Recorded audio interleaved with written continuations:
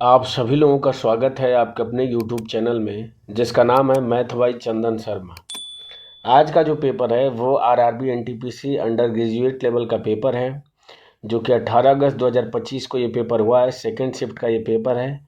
तो इसमें क्वांट के जो 30 महत्वपूर्ण क्वेश्चन पूछे गए हैं उनको मैं इस वीडियो में एक एक करके सॉल्व कराऊंगा। तो अगर आप इस चैनल पर पहली बार विजिट कर रहे हैं तो चैनल को ज़रूर सब्सक्राइब कर लें।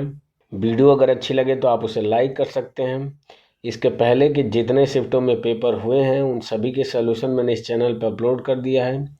अगर आपने ग्रुप डी का फॉर्म भरा है तो ये सारी वीडियो आपके लिए काफ़ी इम्पोर्टेंट होने वाली है, क्योंकि आप जानते हैं कि रेलवे में जो क्वेश्चन होते हैं, प्रीवियस ईयर क्वेश्चन पेपर जो होते हैं वो बहुत ज़्यादा रिपीट होते हैं। बस वैल्यू क्या होती है बदल दी जाती है, बाकी पैटर्न जो होता है वही पिछले पेपर वाला ही होता है। तो चलिए बिना कोई भी आपका टाइम वेस्ट किए हुए मैं वीडियो स्टार्ट करता हूँ। वीडियो में मैं कोशिश करता हूँ कि ज़्यादातर क्वेश्चन को मैं उस तरीके से आपको सॉल्व करना सिखाऊं जिस तरीके से आप एग्ज़ाम में उसको अप्रोच कर सकते हैं, जिससे आप एग्ज़ाम में कम से कम समय में सॉल्व कर सकते हैं। तो चलिए मैं स्टार्ट करता हूँ वीडियो। पहला क्वेश्चन कह रहा है कि संख्या आपको दी गई है, कह रहा है कि निम्नलिखित में से किससे विभाज्य है। तो लास्ट में इसके 3 है, तो ये 2, 4 और 8 इन तीनों से विभाजित नहीं होगी। तो इसका करेक्ट आंसर क्या हो जाएगा, 3 हो जाएगा। बढ़ते हैं अगले क्वेश्चन पे। अगला क्वेश्चन कह रहा है कि मैंने 1200 में 2 शर्ट खरीदी। मैंने पहली शर्ट 7% की हानि पर, दूसरी 28% के लाभ पर बेची। यदि कुल मिला के मुझे न तो हानि हुआ है न तो लाभ हुआ है तो पहली वाली शर्ट का क्रय मूल्य कितना होगा। तो पहली वाली शर्ट को 7% की हानि पे, दूसरी को 28% के लाभ पे, और पूरे लेन देन में न तो मुझे लाभ हो रहा है न तो मुझे हानि, यानी कि 0 है। तो एलिगेशन लगा देता हूँ। इस तरह के क्वेश्चन मैंने करना सिखाया है। तो ये हो जाएगा 7 और ये हो जाएगा 28 में से 0 घटाऊंगा 28। अनुपात कितना निकल के आ जाएगा, तो 4:1 निकल के आ जाएगा। और ये जो अनुपात निकलेगा वो दोनों शर्टों के सीपी का अनुपात निकल के आ जाएगा। तो 4 में 1 जोड़ूंगा तो 5। इसी 5 की वैल्यू आपको क्वेश्चन में 1200 दिया है। आपसे पहली वाली शर्ट का क्रय मूल्य यानी कि इस 4 की वैल्यू आपसे पूछ रहा है। तो बस यहाँ से 1 की वैल्यू निकाल दूंगा तो 5 दूना के 10, 2 20 हो जाएगा, 5 चौको 20 यानी कि 240 हो जाएगा। तो 4 की वैल्यू कितनी हो जाएगी, तो 24 चौको 96 यानी कि 960 रुपये का हो जाएगा, पहली वाली वस्तु का क्रय मूल्य हो जाएगा। बढ़ते हैं अगले क्वेश्चन पे। अगला क्वेश्चन कह रहा है कि ए बी और सी ने क्रमशः 72:12:36 के अनुपात में धनराशि निवेश की। यदि उन्होंने वर्ष के अंत में कुल 3,560 रुपये का लाभ अर्जित किया तो बी और सी के हिस्सों का अंतर कितना होगा। तो अगर मैं इसको और सिंप्लीफाई कर दूं तो 12 छके 72, 12 का में 12, 12 36, ये ए बी सी का अनुपात निकल के आ जाएगा। अगर इन तीनों को जोड़ दूं तो 6 3 9 1 10। इसी 10 की वैल्यू आपको दिया कितना है, तो 3,560 दिया है। आपसे बी और सी के हिस्से का अंतर पूछ रहा है। तो बी और सी का अंतर अगर निकालूं तो 2, इस 2 की वैल्यू आपसे पूछ रहा है। तो अगर 10 की वैल्यू इतनी है तो 1 की वैल्यू कितनी हो जाएगी, 356 हो जाएगी। तो 2 की वैल्यू कितनी हो जाएगी, तो 356 और इंटू कितना हो जाएगा, 2 हो जाएगा। 6 दूना के 12 हो जाएगा, 5 दूना के 10 और 1 11 हो जाएगा, 3 दूना के 6 और 1 7 हो जाएगा, यानी कि 712 इसका क्या हो जाएगा, करेक्ट आंसर हो जाएगा। बढ़ते हैं अगले क्वेश्चन पे। अगला क्वेश्चन कह रहा है कि प्रथम 148 विषम प्राकृतिक संख्याओं का औसत कितना होगा। तो इसका आंसर क्या हो जाएगा, 148 इसका करेक्ट आंसर हो जाएगा। जो भी आपकी वैल्यू यहाँ पे दी होती है वही इसका आंसर होता है। मैं आपको समझा दे रहा हूँ कि जैसे मान लीजिए कि प्रथम 4 विषम प्राकृतिक संख्याएं लिखता हूँ तो 1 हो जाएगा, फिर 3 हो जाएगा, फिर 5 हो जाएगा, फिर 7 हो जाएगा और फिर कितना हो जाएगा, 9 हो जाएगा। ठीक है। तो अगर इनका औसत निकालूं तो ये जो बीच वाली वैल्यू होती है यही इसका औसत होता है। तो अगर मैं औसत निकाल दूं तो इस 1 और 9 को जोड़ देता हूं और डिवाइडेड बाई 2 करूंगा तो 10/2। तो इस तरीके से इसका औसत क्या हो जाएगा, तो जो बीच वाली वैल्यू हो जाएगी वही क्या हो जाएगी, औसत हो जाएगी। तो इस क्वेश्चन को मैं कहूँगा कैसे कि प्रथम 5 विषम प्राकृतिक संख्याओं का औसत कितना होगा। तो 5 बोल रहा हूँ ना, तो जितनी संख्या बोली जाती है वही क्या होता है, औसत। मान लीजिए कि अगर मैं कहता प्रथम 7 होता तो क्या हो जाता है, 1 3, फिर उसके बाद 5 हो जाता है, फिर 7 हो जाता है, फिर 9 हो जाता है, फिर 11 हो जाता है और फिर कितना हो जाता है, 13 होता है। तो प्रथम 7 विषम प्राकृतिक संख्याएं हैं तो इनका औसत क्या होगा, जो बीचों बीच संख्या हो जाएगी। तो 7 कह रहा हूँ तो औसत क्या निकल के आ जा रहा है, 7। तो उसी तरह प्रथम 148 विषम प्राकृतिक संख्याओं का औसत क्या हो जाएगा, 148 हो जाएगा। बढ़ते हैं अगले क्वेश्चन पे। अगला क्वेश्चन कह रहा है कि 37,600 की धनराशि को ए बी सी के बीच में इस प्रकार से बांटा जाता है कि ए के हिस्से का 4 गुना, बी के हिस्से का 6 गुना और सी के हिस्से का 7 गुना बराबर है, तो ए का हिस्सा कितना होगा। तो सिंपल सा 4, 6 और 7 इनका एलसीएम निकाल दीजिए। तो 4, 6 और 7 का एलसीएम कितना हो जाएगा, तो 4 × 3 × 7 यही एलसीएम हो जाएगा। तो यहाँ से ए अनुपात बी अनुपात सी क्या निकल के आ जाएगा, तो 4 से भाग करूँगा तो 7 में 21 बार चला जाएगा, 6 से भाग करूँगा तो 7 दूना के 14 बार चला जाएगा, और अगर 7 से भाग करूँगा तो 4 में 12 बार चला जाएगा। तो अगर इन तीनों को जोड़ लेता हूँ तो कितना हो जाएगा, तो 4 × 1 = 5 और 2 = 7 हो जाएगा, 1 × 1 = 2 और 2 = 4 हो जाएगा। इसी 47 की वैल्यू आपको क्वेश्चन में दिया कितना है, तो 37,600 दिया है। आपसे ए का हिस्सा यानी कि 21 की वैल्यू पूछ रहा है। तो यहाँ से ए की वैल्यू निकाल दूंगा तो 37,600 डिवाइडेड बाई 47 हो जाएगा। आपसे ए का हिस्सा यानी कि 21 की वैल्यू पूछ रहा है, तो बस 21 से क्या कर दूंगा, गुणा कर दूंगा। तो देखिए इस 47 में कोई भी 3 का फैक्टर नहीं है, इस 21 में 3 का फैक्टर दिख रहा है। तो आप चेक कर लीजिए कि 3 से कौन सा विभाजित हो रहा है। तो 6, 6 1 आपका 3 से विभाजित नहीं होगा, तो ये आंसर नहीं होगा। 7, 1 8 ये भी 3 से नहीं विभाजित होगा। 7, 2 9 ये भी 3 से विभाजित नहीं होगा। तो इस तरीके से एक ही आपका ऑप्शन बच रहा है, यही इसका करेक्ट आंसर हो जाएगा। आप चेक भी कर सकते हैं कि 6, 1 7 8 7 15 15 3 से विभाजित है, तो यही इसका करेक्ट आंसर हो जाएगा। बाकी अगर आप इसको सॉल्व करते हैं तभी भी आपका आंसर यही आएगा। बढ़ते हैं अगले क्वेश्चन पे। अगला क्वेश्चन कह रहा है कि एक त्रिभुज के आधार की लंबाई उसकी संगत ऊंचाई से 2 सेंटीमीटर अधिक है। यदि त्रिभुज का क्षेत्रफल 220 सेंटीमीटर स्क्वायर है तो त्रिभुज के आधार की लंबाई कितनी होगी।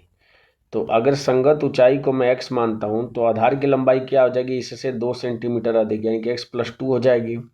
तो त्रिभुज का क्षेत्रफल कितना हो जाएगा, तो 1/2 आधार यानी कि x + 2 और इंटू ऊंचाई जो कि x दिया है, ये किसके बराबर होनी चाहिए, 220 के बराबर होनी चाहिए।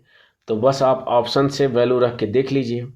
तो आपसे आधार की लंबाई यानी कि x + 2 की वैल्यू आपसे पूछ रहा है। तो अगर x + 2 की वैल्यू 24 है तो x की वैल्यू कितनी हो जाएगी, तो 22 हो जाएगी, क्योंकि इससे 2 कम हो जाएगा। और 24 में 22 का गुणा करेंगे और अगर इसका आधा करेंगे तो कभी भी ये वैल्यू 220 के बराबर नहीं आएगी। तो ये इसका आंसर नहीं हो सकता है। 26 रख के देख लेते हैं। तो ये हो जाएगा 26 इंटू इससे 2 कम क्या हो जाएगा, 24 हो जाएगा, डिवाइडेड बाई 2 कर देंगे तो ये हो जाएगा 12 बार चला जाएगा। और इसका अगर मैं गुणा करूँ तो 6 दूना के 12, लास्ट में इसके 0 नहीं आ रहा है, तो ये भी आपका आंसर नहीं होगा। 18 अगर x + 2 की वैल्यू है तो x की वैल्यू कितनी हो जाएगी, 16। 18 में 16 का गुणा करके इसका आधा करूँगा तो भी ये 220 नहीं देगा, तो इस हिसाब से ये भी ऑप्शन नहीं होगा। तो इस तरीके से एक ही ऑप्शन आपका बच रहा है, यही इसका करेक्ट आंसर हो जाएगा। आप चेक भी कर सकते हैं। तो x + 2 की वैल्यू 22 हो जाएगी, तो x की वैल्यू कितनी हो जाएगी, 20 हो जाएगी। इसका आधा यानी कि 2 कर देंगे तो ये 10 बार चला जाएगा और 22 में 10 का गुणा करेंगे तो 220 आ भी रहा है। बढ़ते हैं अगले क्वेश्चन पे। अगला क्वेश्चन कह रहा है कि निम्नलिखित को सरल कीजिए। तो यहाँ पे सिर्फ x और कांस्टेंट वैल्यू दिया है, तो सिर्फ मैं x और कांस्टेंट वैल्यू को चेक करूँगा। देखिए यहाँ पे प्लस माइनस माइनस है, यहाँ पे प्लस माइनस माइनस, यानी कि जो भी वैल्यू आएगी आपकी माइनस में आएगी। इसमें प्लस दिया है, इसमें प्लस दिया है, तो ये दोनों ऑप्शन आपके नहीं होंगे। कांस्टेंट वाली वैल्यू को देख लेता हूँ मैं। तो देखिए यहाँ पे प्लस का आ रहा है और माइनस माइनस का गुणा करेंगे तो यहाँ पे भी प्लस आएगा, तो 148 प्लस में आना चाहिए, इसमें तो माइनस है, तो ये भी नहीं होगा। तो इस हिसाब से एक ही ऑप्शन आपका बच रहा है, यही इसका करेक्ट आंसर हो जाएगा। बढ़ते हैं अगले क्वेश्चन पे। अगला क्वेश्चन कह रहा है कि निम्न को सरल कीजिए। तो देखिए अगर मैं इसको सॉल्व करता हूँ तो ये हो जाएगा कोसेक थीटा हो जाएगा, अगर अंदर गुणा कर देता हूँ, माइनस कोसेक थीटा का कॉस में गुणा करूँगा तो कोसेक इंटू कॉस हो जाएगा। कोसेक को मैं लिख सकता हूँ 1/sin, तो कॉस अपन साइन कॉट के बराबर होता है, तो ये कितना हो जाएगा, तो ये हो जाएगा कॉट थीटा हो जाएगा। और दूसरे ब्रैकेट में यही चीज़ प्लस में दिया है तो a² - b² हो जाएगा, तो इसको मैं लिख सकता हूँ कोसेक स्क्वायर थीटा माइनस का कॉट स्क्वायर थीटा हो जाएगा। और हमें पता है कि cosec square theta minus cot square theta ये 1 के बराबर होता है, क्योंकि 1 + कॉट स्क्वायर थीटा इसकी वैल्यू किसके बराबर होती है, तो कोसेक स्क्वायर थीटा के बराबर होती है। इसको बराबर को उधर लेके जाएंगे तो इसकी वैल्यू किसके बराबर हो जाएगी, इस 1 के बराबर हो जाएगी। बढ़ते हैं अगले क्वेश्चन पे। अगला क्वेश्चन कह रहा है कि संख्या 4.9 और 0.008 का लघुत्तम समापवर्त क्या होगा। तो 0.1 स्थान पे, तो जो भी आपका आंसर हो जाएगा वो 0.1 स्थान पे होना चाहिए। और अगर देखूं तो सिर्फ ऑप्शन नंबर 3 में 0.1 स्थान पे है, तो यही इसका क्या हो जाएगा, करेक्ट आंसर हो जाएगा। मैं इस तरह के क्वेश्चन को बेसिक से करना सिखाया है। अगर आप इस सीरीज को रेगुलरली फॉलो कर रहे हैं तो आप इस तरह के क्वेश्चन को सॉल्व करना सीख गए होंगे। बढ़ते हैं अगले क्वेश्चन पे। अगला क्वेश्चन कह रहा है कि वह सबसे छोटी संख्या ज्ञात कीजिए जिसे 63,130 में जोड़ने पर प्राप्त योगफल 13 से पूर्णतः विभाज्य हो। तो सिंपल सा 63,130 इसमें 13 से भाग देते जाइए और जो भी शेषफल आएगा उसको 13 में से घटा दीजिएगा। तो 13 चौक 52 हो जाएगा, घटाएंगे तो ये आपका 11 हो जाएगा, यानी 111 हो जाएगा। 13 8 कितना हो जाएगा, तो 104 हो जाएगा। घटा देंगे तो 6 और 1 7 हो जाएगा, 73 उतर जाएगा। 13 5 65 हो जाएगा, तो 65 करेंगे तो 13 में से 5 जाएगा तो 8 हो जाएगा, 0 उतर जाएगा। 13 छके कितना हो जाएगा, 78 हो जाएगा। तो कितना शेष आ रहा है, तो 2 शेष आ रहा है। तो क्या जोड़ना पड़ेगा इसको, तो 13 में से मैं 2 माइनस कर दूंगा तो 11 क्या हो जाएगा, इसका आंसर हो जाएगा। बढ़ते हैं अगले क्वेश्चन पे। अगला क्वेश्चन कह रहा है कि किसी निश्चित मूलधन पर 4.5% वार्षिक ब्याज दर पर 4/2/9 वर्ष का साधारण ब्याज 8,778 है। उसी मूलधन पर 5.5% वार्षिक साधारण ब्याज दर पर 2/5/7 वर्षों में देय मिश्र धन कितना होगा। तो अगर मैं मान लेता हूं कि जो राशि है वो आपकी 100 है, तो 4.5% वार्षिक ब्याज की दर से कितने वर्ष का, तो 9 चौको 36 और 2 कितना हो जाएगा, 38/9 हो जाएगा। और डिवाइडेड बाई कितना हो जाएगा, 100। ये ब्याज निकल के आ जाएगा। तो अगर मैं इसको सॉल्व करता हूँ तो 100 से 100 कैंसिल हो जाएगा, 9 पचे 45 हो जाएगा। गुणा करूँगा तो 8 पचे 40 हो जाएगा, 5 ते 15 और 4 कितना हो जाएगा, तो 19 हो जाएगा। इसी 19 की वैल्यू आपको क्वेश्चन में दिया कितना है, तो 8,778 दिया। तो एक की वैल्यू निकाल देता हूँ मैं, तो 19 चौक 76 हो जाएगा, 4 बार हो जाएगा, 4 और 7 4 11 यानी कि 117 हो जाएगा। 19 छक्का 114 हो जाएगा, 3 38 हो जाएगा, 19 दूना का 38 हो जाएगा। तो एक की वैल्यू कितनी हो जाएगी, तो 462 हो जाएगी। तो 100 की वैल्यू कितनी हो जाएगी, यानी धनराशि कितनी हो जाएगी, तो 462 और इसके आगे 2 जीरो लग जाएगा, तो ये धनराशि हो जाएगी। अब कह रहा है कि इसी धनराशि पे किस रेट के हिसाब से, तो 5.5% के हिसाब से कितने वर्ष का, 7 दूना के 14, 14 और 5 कितना हो जाएगा, तो 19 हो जाएगा। डिवाइडेड बाई 7 इंटू 100 हो जाएगा। तो ये क्या हो जाएगा, ब्याज हो जाएगा। इसी ब्याज को जब इसमें जोड़ दूंगा तो मिश्र धन निकल के आ जाएगा। तो सबसे पहले निकाल देता हूँ मैं, तो देखिए 0 से 0 आपका कैंसिल हो जाएगा, ठीक है। 7 से कट करूँगा तो 7 छक्के 42 हो जाएगा, 4 42 6 बार चला जाएगा। अगर मैं गुणा कर लेता हूँ तो देखिए 6 से अगर गुणा करूँगा तो 6 पचे 30 हो जाएगा, 6 पचे 30 और 3 33 हो जाएगा, यानी कि 33 इंटू कितना हो जाएगा, तो ये 11 हो जाएगा और इंटू 19 हो जाएगा। अब गुणा करूँगा तो 3 का में 3 हो जाएगा, 9 3 27, यानी कि लास्ट में 7 आ रहा है। और जब इसमें मैं जोड़ूंगा तो जो भी वैल्यू आएगी उसके लास्ट में 7 आना चाहिए। लास्ट में 7 सिर्फ ऑप्शन नंबर 2 में दिख रहा है, तो यही इसका करेक्ट आंसर हो जाएगा। बाकी अगर आप इसको सॉल्व करना चाहते हैं तो इसका गुणा करने के बाद से इसको 46,200 में जोड़ दीजिए, तो वहीं आपका एग्जैक्ट आंसर हो जाएगा। बढ़ते हैं अगले क्वेश्चन पे। अगला क्वेश्चन कह रहा है कि चतुर्भुज ABCD एक समलग्न है जिसमें BC जो है वो AD के समांतर है, AC जो है वो CD के बराबर है, कोण ABC 38 अंश का है, कोण BAC 65 अंश का है। तो कोण ACD की माप कितनी होगी। तो मैं चित्र से समझा देता हूँ कि मान लीजिए कि ये आपका क्या है, समलग्न चतुर्भुज है। तो जो BC है वो AD के क्या है, समांतर है। तो ये हो जाएगा AD और ये हो जाएगा BC हो जाएगा। इसको अगर मैं मिला देता हूं तो ABC यानी इस कोण की माप कितना दिया है, तो 38 अंश दिया है। और BAC तो इस कोण की माप कितना दिया है, तो 65 अंश दिया है। आपसे पूछ कह रहा है कि ACD यानी इस कोण की माप आपसे पूछ रहा है, ठीक है। और दिया क्या है कि जो AC है वो CD के बराबर है, यानी कि ये भुजा इस भुजा के बराबर है।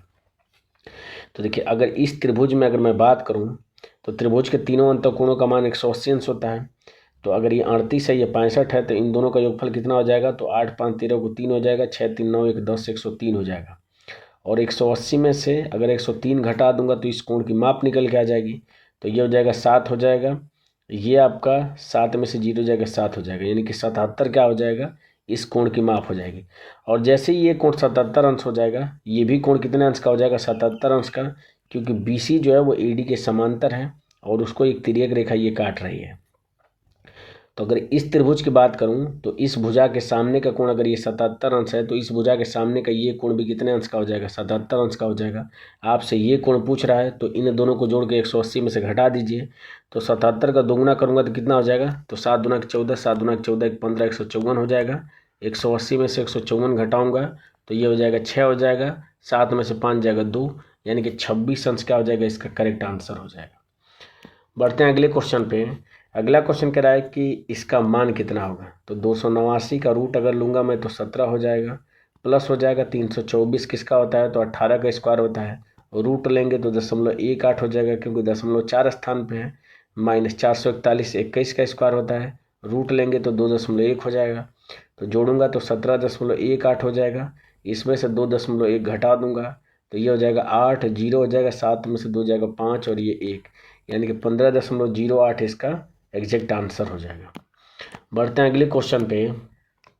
अगला क्वेश्चन कह रहा है कि किसी संख्या में 100% की वृद्धि करने पर 2810 प्राप्त होता है तो संख्या क्या होगी। तो 100% की वृद्धि करने का मतलब क्या हो जा रहा है कि दोगुना ये संख्या प्राप्त करिए। अगर संख्या का दोगुना मैं अगर कर दे रहा हूँ तो 2810 प्राप्त हो रहा है। तो संख्या ज्ञात करने के लिए इसका आधा कर दूंगा मैं। तो आधा करूंगा तो 1405 हो जाएगा और 1405 ऑप्शन नंबर 2 में दिया है तो यही इसका करेक्ट आंसर हो जाएगा। बढ़ते हैं अगले क्वेश्चन पे। ये क्वेश्चन कह रहा है कि कितनी धनराशि रुपये में 5% वार्षिक साधारण ब्याज की दर से 5 वर्षों में 2280 हो जाएगी। तो अगर मैं मानता हूँ कि धनराशि अगर 100 है तो 5% के हिसाब से 5 वर्षों का इस पे ब्याज कितने रुपए का लगेगा, तो 25 रुपये का इस पे ब्याज लगेगा। तो 100 है राशि और 25 रुपये का ब्याज लग रहा है तो बढ़ के कितनी हो जाएगी, 125 हो जाएगी। और इसी 125 की वैल्यू आपको दिया क्या है, तो 2280 दिया है। आपसे धनराशि यानी कि 100 का मान पूछ रहा है। तो 5 से भाग कर दूंगा तो ये कितनी बार चला जाएगा, तो 25 5 125 25 बार चला जाएगा। 5 चौको 20 हो जाएगा, 2 28 हो जाएगा, 5 5 25, 3 30, 5 6 30, यानी कि 456 हो जाएगा। 100% की वैल्यू निकालने के लिए मैं 4 से गुणा कर दूंगा तो 100 की वैल्यू क्या आ जाएगी, तो इधर भी 4 से गुणा करना पड़ेगा। तो 4 6 24 को 4 हो जाएगा, 2 हो जाएगा, 5 चौको 20, 2 22 हो जाएगा, 4 चौको 16 और 2 18 हो जाएगा। तो 1824 इसका क्या हो जाएगा, आंसर हो जाएगा, जो कि ऑप्शन नंबर 4 में दिया हुआ है। बढ़ते हैं अगले क्वेश्चन पे। अगला क्वेश्चन कह रहा है कि एक लैपटॉप का अंकित मूल्य 50,000 है। एक दुकानदार त्यौहार के मौके पर 10% की छूट देता है, उसके बाद घटी हुई कीमत पर 8% के अतिरिक्त छूट देता है, तो लैपटॉप का अंतिम विक्रय मूल्य क्या होगा। तो देखिए 50,000 उसका अंकित मूल्य है, ठीक है। इस पे 10% की छूट देता है यानी कि 9/10 हो जाएगा, और फिर उस पर 8% की छूट देता है यानी कि 92/100 हो जाएगा। इसको सॉल्व कर लेता हूँ मैं। तो 3 जीरो से 1 2 3 जीरो कैंसिल हो जाएगा। गुणा करूँगा तो 1 जीरो तो रहेगा ही रहेगा। 5 में 92 का गुणा करूँगा तो 5 दूना के 10 हो जाएगा, और 5 9 45 और 1 कितना हो जाएगा, 46 हो जाएगा। इसमें 9 का गुणा कर देता हूँ मैं। तो 0 0 9 6 54 को 4 हो जाएगा, 5 हो जाएगा, 9 चौको 36 और 5 कितना हो जाएगा, तो 41 हो जाएगा। तो 41,400 क्या हो जाएगा, उसका अंतिम विक्रय मूल्य हो जाएगा, जो कि ऑप्शन नंबर 3 में दिया हुआ है। बढ़ते हैं अगले क्वेश्चन पे। अगला क्वेश्चन कह रहा है कि पाइप ए किसी टैंक को 13 घंटे में भर सकता है, पाइप बी उसी टैंक को 26 घंटे में भर सकता है, और पाइप सी उसी टैंक को 17 घंटे में भर सकता है। यदि वे एक साथ चालू कर दिए जाए तो उसी टैंक को भरने में उन्हें कितना समय लगेगा। तो जैसा क्वेश्चन बोल रहा है उसके हिसाब से मैं सॉल्व कर लेता हूँ। बी 26 घंटे में भर रहा है और सी 17 घंटे में भर रहा है। तो इन तीनों का एलसीएम कितना हो जाएगा, तो 26 × 17 इनका एलसीएम हो जाएगा। 13 से भाग करूँगा तो 17 दूना के 34 बार चला जाएगा। 26 से भाग करूँगा तो 17 बार, और 17 से भाग करूँगा तो 26 बार। तो इन तीनों की इफिशियंसी क्या हो जाएगी, तो इन तीनों को जोड़ लेता हूँ मैं। तो 6 4 10 और 7 17 को 7 हो जाएगा, 3 2 5 6 और 1 7, यानी कि 77 क्या हो जाएगी, इन दोनों की एक साथ इफिशियंसी हो जाएगी। और इस इफिशियंसी से इस टोटल कार्य को कराने में लगने वाला समय आपको बताना है। तो टोटल कार्य 26 × 17 डिवाइडेड बाई 77, यही इसका आंसर हो जाएगा। इसको सॉल्व कर लेंगे तो 6 7 42, लास्ट में 2 आ रहा है। तो देख लेता हूँ कि लास्ट में 2 किस में आ रहा है। तो 9 7 63 हो जाएगा। 63 में अगर 7 जोड़ूंगा तो ये 0 लास्ट में आ रहा है, तो ये आंसर आपका नहीं होगा। 7 चौका 28, 28 में 7 जोड़ूंगा तो 8 7 15, लास्ट में 5 आ रहा है, तो ये भी आंसर नहीं होगा। 8 7 56, 56 में अगर 7 जोड़ूंगा तो 13 3 आ रहा है, तो ये भी आंसर नहीं होगा। तो इस हिसाब से एक ही ऑप्शन आपका बच रहा है, यही इसका करेक्ट आंसर हो जाएगा। क्योंकि आप निकाल भी सकते हैं कि 7 5 35, 5 में 7 जोड़ूंगा तो लास्ट में 2 आ रहा है, तो यही इसका करेक्ट आंसर हो जाएगा। बढ़ते हैं अगले क्वेश्चन पे। अगला क्वेश्चन कह रहा है कि यदि घनाभ का आयतन 440 सेंटीमीटर क्यूब है और इसके आधार का क्षेत्रफल 88 सेंटीमीटर स्क्वायर है, तो घनाभ की ऊंचाई कितनी होगी। देखिए, आयतन बराबर होता है लंबाई इंटू चौड़ाई इंटू ऊंचाई होता है घनाभ का आयतन। तो ये 440 के बराबर है। आधार का क्षेत्रफल यानी कि L इंटू बी, इसकी वैल्यू कितना दिया है, तो 88 दिया है। आपसे ऊंचाई यानी कि H का मान पूछ रहा है, तो बस इसको सॉल्व कर दीजिए। तो अगर मैं 11 से कट करता हूँ तो 8 बार, 11 चौक 44 यानी कि 40 बार चला जाएगा। 8 से भाग करूँगा तो 8 5 40, तो H की वैल्यू क्या निकल के आ जाएगी, 5 सेंटीमीटर, जो कि ऑप्शन नंबर 3 में दिया हुआ है। बढ़ते हैं अगले क्वेश्चन पे। अगला क्वेश्चन कह रहा है कि किसी वस्तु को उसके वास्तविक विक्रय मूल्य के 4/10 पर बेचने पर निर्भय को 28% की हानि होती है। यदि वह इसके वास्तविक विक्रय मूल्य के 82% पर बेचता है तो लाभ प्रतिशत कितना होगा। तो कह रहा है कि उसके वास्तविक विक्रय मूल्य के, यानी कि अगर वस्तु का वास्तविक विक्रय मूल्य अगर 10 है तो उसके 4/10, यानी कि अगर वो 4 में बेच रहा है तो उससे 28% की हानि हो रही है। तो 28% की हानि का मतलब कितना होगा, तो 72% की वैल्यू है ये। आगे कह रहा है कि यदि वो इसके वास्तविक विक्रय मूल्य के 82% पे है, यानी कि अगर इस 10 का 82% अगर मैं निकालता हूँ तो ये कितना हो जाएगा, तो 82 इंटू 10/100 हो जाएगा, यानी कि 0 से 0 कट जाएगा। भाग करूँगा तो ये कितना आ जाएगा, 8.2 हो जाएगा। तो अगर 8.2 में बेचता है तो कितने रुपये का उसको लाभ होगा। तो देखिए, 4 की वैल्यू 72% है, तो इसकी वैल्यू कितनी हो जाएगी, तो यहाँ से मैं 1 की वैल्यू निकाल देता हूँ। तो ये कितना हो जाएगा, 4 एकम में 4 हो जाएगा, 3 32, 4 8 32, यानी 1 की वैल्यू 18%। तो इसकी वैल्यू कितनी हो जाएगी, तो 18 से मैं गुणा कर दूंगा, तो 18 दूना के 36, 3 हो जाएगा। 18 8 144, और 144 और 3 कितना हो जाएगा, तो 147 हो जाएगा। एक स्थान पर दशमलव हो जाएगा। तो देखिए, ये 100 से कितना अधिक है, तो 47.6% अधिक है। तो 47.6% का क्या होगा, उसको लाभ प्राप्त होगा। बढ़ते हैं अगले क्वेश्चन पे। अगला क्वेश्चन कह रहा है कि ट्रेन ए स्टेशन M से 6:35 पे निकलती है और उसी दिन 3:35 पे N पर पहुंचती है। ट्रेन बी स्टेशन N से 8:35 पर निकलती है और उसी दिन 2:35 पर शाम के M पर पहुंचती है। ट्रेन ए और ट्रेन बी के मिलने का समय क्या होगा, ये आपको बताना है। तो इस तरह के क्वेश्चन मैंने कराया है। मैं इस क्वेश्चन को फिर से समझा देता हूँ। तो देखिए, मान लीजिए कि ये आपका M है और ये आपका N है, ये आपका A है और ये आपका क्या है, तो B है। तो देखिए, अगर मैं इसके बीच की दूरी अगर मैं D मानता हूँ, ठीक है, तो A को कितना समय लग रहा है, तो 6 से लेकर 3 तक, तो 6 और 6 12 हो जाएगा, यानी कि 6 और 3 9 घंटे A को लग रहा है। तो A की स्पीड कितनी हो जाएगी, तो D/9 हो जाएगी ये A की स्पीड। बी की स्पीड कितनी हो जाएगी, तो बी को कितना समय लग रहा है, तो 8 4 12, 4 2 6 लग रहा है, तो D/ कितना हो जाएगा, 6 हो जाएगा। तो जो ए है वो बी से कितने घंटे पहले चलता है, तो दिख रहा है कि 6 2 8, यानी कि 2 घंटे पहले चलता है। तो 2 घंटे में ए कितनी दूरी तय कर देगा, तो D/9 इंटू 2, ये दूरी क्या हो जाएगा, तय कर देगा। टोटल दूरी आपकी कितनी है, तो D है। तो बची हुई दूरी कितनी हो जाएगी, तो इसमें से इसको घटा दूंगा मैं, तो D हो जाएगा, तो ये 9D हो जाएगा। 9D में से 2D अगर घटा दूंगा तो 7D और /9, इतनी दूरी बच जाएगी। और इसी दूरी को अब A और B मिल के तय करें, क्योंकि मैं मान लेता हूँ कि यहाँ पे ये मिलते हैं, तो इन दोनों की स्पीड क्या हो जाएगी, जुड़ जाएगी। तो इसकी स्पीड अगर D/9 है, इसकी स्पीड अगर D/6 है, तो दोनों की संयुक्त स्पीड क्या हो जाएगी, क्योंकि दोनों एक दूसरे की तरफ आ रहे हैं, तो D/9 हो जाएगा और प्लस का हो जाएगा D/6 हो जाएगा। इसको सॉल्व करता हूँ तो 7D/9 हो जाएगा। इसको सॉल्व करूँगा तो ये हो जाएगा 18 हो जाएगा। 9 दूना के 18, यानी कि 2D प्लस 6 ते 18, यानी कि 3D हो जाएगा। अगर मैं इसको जोड़ता हूँ तो ये हो जाएगा 7D और ये 18 ऊपर चला जाएगा, /9 इंटू 3 और 2 5D हो जाएगा। 9 दूना के कितना हो जाएगा, 18 हो जाएगा, D से D कैंसिल हो जाएगा, तो 7 दूना के 14 बटा कितना हो जाएगा, 5 हो जाएगा। ठीक है, अगर मैं इसको सॉल्व करता हूँ तो 5 दूना के 10, यानी कि 2 घंटा हो जाएगा। और कितने मिनट, तो 4/5 को अगर मिनट में बदलता हूँ मैं, तो 60 से गुणा कर दूंगा, तो ये हो जाएगा 12 25 60, यानी कि 12 चौका 48 मिनट हो जाएगा। यानी कि 2 घंटा 48 मिनट बाद ये मिलेंगे। तो किसके 2 घंटा 48 मिनट बाद मिलेंगे? तो जो बाद में चला है, यानी कि जो बी जो बाद में चला है इसके 2 घंटा 48 मिनट बाद मिलेंगे। तो 8:35, इसमें मैं क्या जोड़ दूंगा? तो 2 घंटा 48 मिनट जोड़ दूंगा। तो 8 5 13 को 3 हो जाएगा, 4 3 7 और 1 8 हो जाएगा। तो 8 मतलब 1 इधर बढ़ जाएगा, तो 8 2 10 और 1 11 हो जाएगा, और इसमें से घटा दूंगा तो ये 23 हो जाएगा। तो 11:23 पे ये मिलेंगे एक दूसरे से, जो कि ऑप्शन नंबर किस में दिया हुआ है? तो 4 में दिया हुआ है। बढ़ते हैं अगले क्वेश्चन पे। अगला क्वेश्चन कह रहा है कि दो धनात्मक संख्याओं का गुणनफल 1805 है।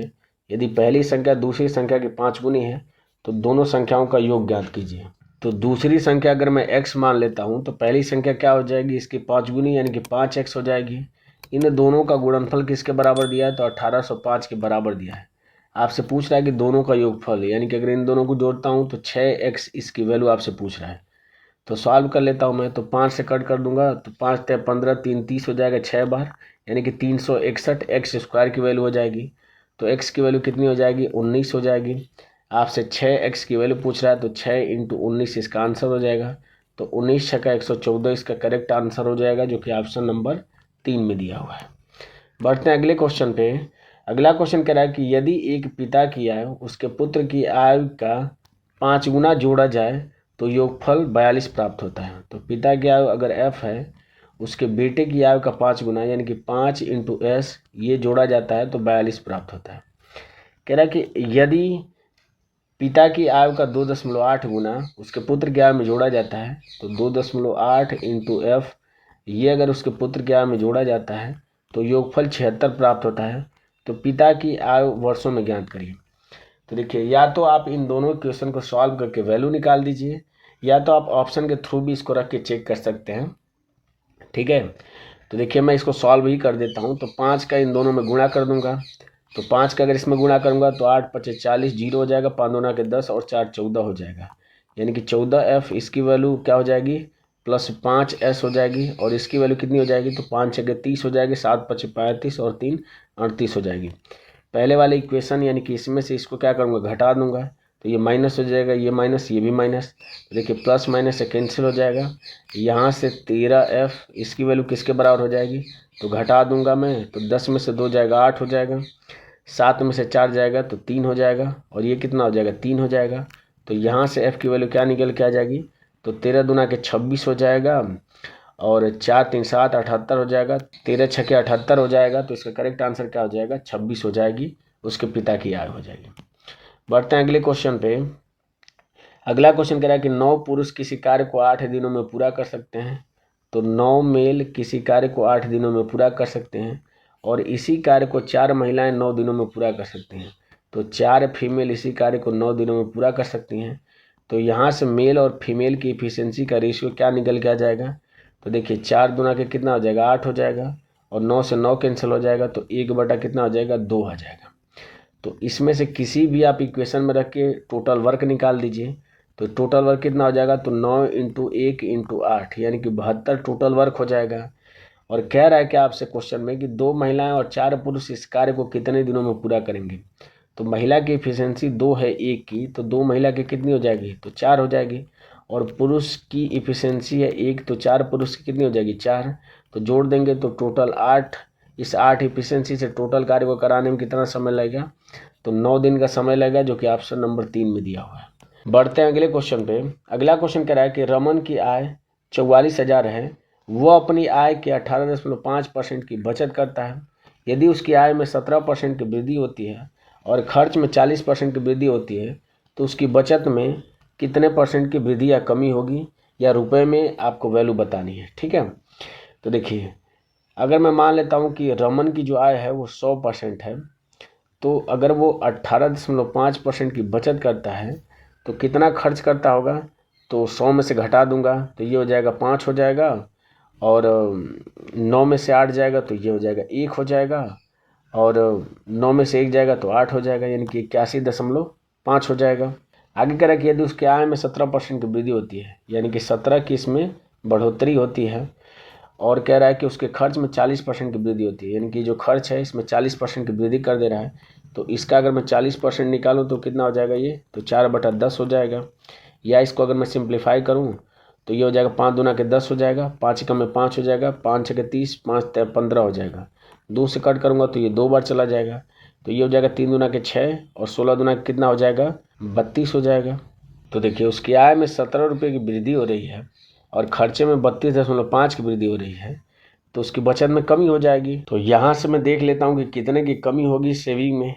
तो घटा दूंगा इसमें से अगर मैं 17, तो ये हो जाएगा 6 हो जाएगा, 12 में से 7 जाएगा 5 हो जाएगा और ये 1 हो जाएगा, यानी कि 15.6 की क्या हो रही है, इसमें कमी हो रही है। इस 15.6 की वैल्यू आपको निकालनी है।